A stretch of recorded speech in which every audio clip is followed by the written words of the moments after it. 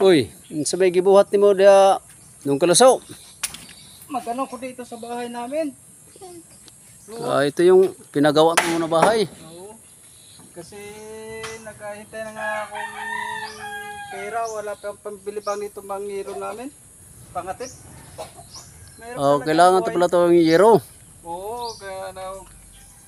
Oh. Sana mayroon sa amin tumutulong kasi hirap To, talaga balik na buhay pala namin to yung ngayon. ano mo. Sobrang ano na pala to. Oo. Paghatid na lang ito, wala kami pera. Kasi yung pera namin nanakaw eh. Ubos talaga yung pera namin, maawa naman sila. Kung naano sila talaga, ibabalik sa amin yun. Yung bahay namin ngayon, hindi pa natatapos-tapos. Yung cellphone namin, nawala. Ubos lahat. Ubos lahat eh. Pati damit. Oo, sa damit. Wala na kami damit ngayon. Tingnan lang damit namin. Ito na lang. Kahit papunta kami ng bayan, ito na lang nga susuot namin. Kawawa ka naman doon kalaso. Talaga na nga yan. Nangingi kami ng tulong o sino tumutulong. Ito anak mo dito sa baba. Oo, yun Yun na lang mga damit nila. Wala, ubos na rin. Kawawa naman si doon kalaso. Sino kaya dito magtulong sa kanya? Dapat sinong may kalungluwang dyan ng buhay. Pagka-share nila po sa ano namin Facebook account.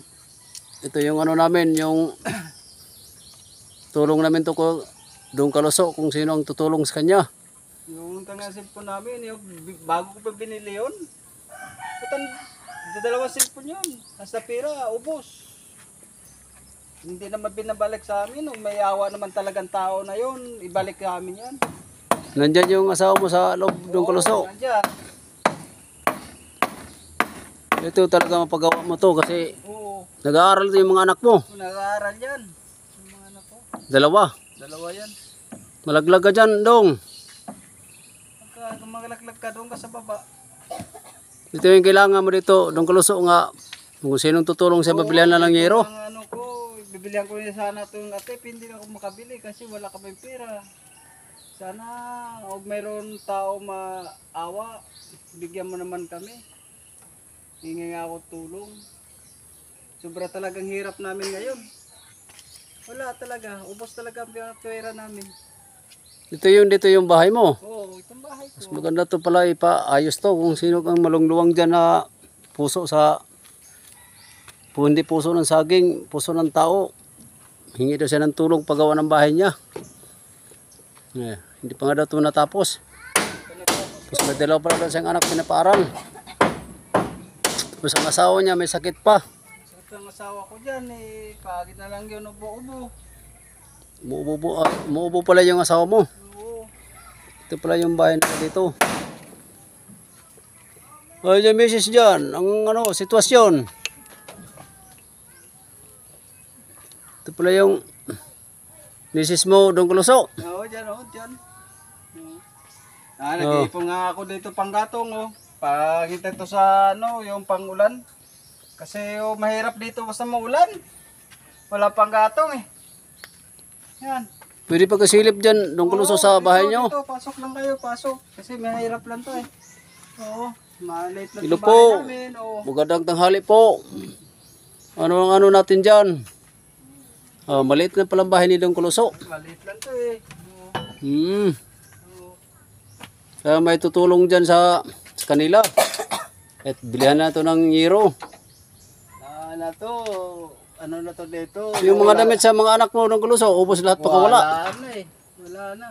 Ubos lahat. Ano palang mayroon mga tutulong sa iyo.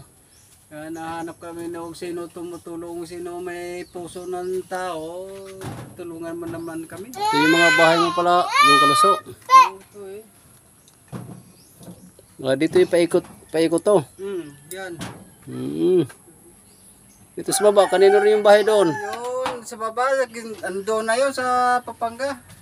Malis na. Umalis, hindi nakatis dito sa kahirapan eh. Ikaw lang talaga pa natira dito. Ako lang natira dito. Wala na. Ano masasabi mo sa natin kung tutulungan tayo? Sana kung meron sa akin tumutulong, kung may isang puso mo tulong sa akin, pasalamat ako sa kanila na tutulungan talaga ako. Kasi mahirap talaga ang buhay ko ngayon eh. Wala talaga akong hanap pang buhay. Nandito lang ako. Kahit saan saan ako Saan kayo, doon kaluso, mahanap ng pera? Sa kabundukan. Pag meron nagpunta rito, sama ako. Ano yung magano kayo ng damo doon? Oo, magtatabas ng damo, umakyat ng yug, kung meron pakyat. Kung wala, wala din. Wala kang masasaing. Mabuti nakatiis kayo sa ganitong pamumuhay. Tiis na lang. Pag hindi ka tiis, wala talaga. Sige lang, magdasal lang tayo sa Panginoon kung mayroong tutulong sa atin para matulungan naman kayo dito sa kahirapan nyo. Oo. Yan. Nagkasakit pala yung asawa mo ng kaluso. Ano yan? Dapat magpa-check up na ng kaluso sa bayan. Wala talaga pera Para eh. mayroon rin tutulong sa inyo. Wala naman pera ngayon. Wala nga kami pambili ng ulam.